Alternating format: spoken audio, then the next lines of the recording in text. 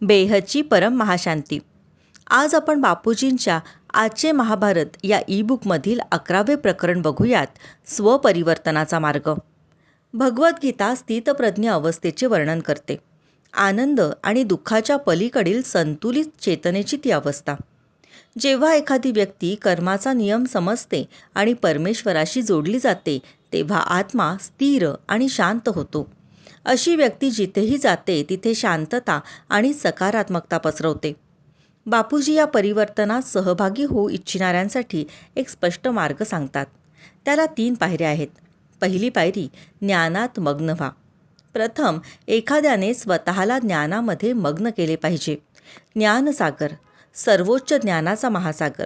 याचा अर्थ गीतेचे ज्ञान अभ्यासणे, कर्माच्या सिद्धांताला समजणे आणि सर्वात महत्त्वाचे म्हणजे सर्व पंथ आणि धर्माच्या पलीकडील सर्व शक्तिमान सत्तेचे ज्ञान शोधणे. दुसरी पायरी म्हणजे योगाचा सराव करणे. एखाद्याने योगाचा सराव केला पाहिजे. बापूजींच्या मते योग म्हणजे जोड, विशेषतः आत्मस्वरूपात राहून सर्व शक्तिमान सत्तेचे जागरूक स्मरण. हे शारीरिक आसनांबद्दल नाही.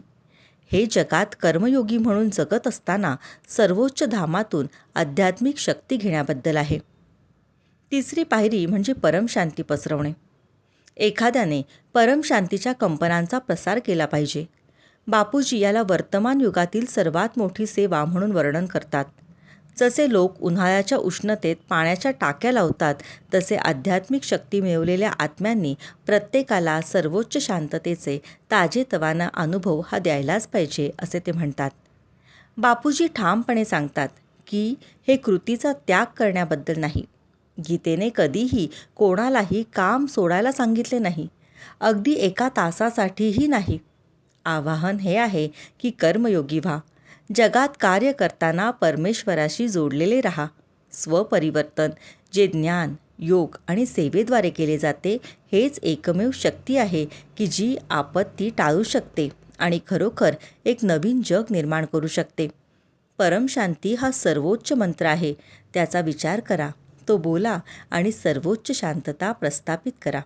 बेहदची परम महाशांती.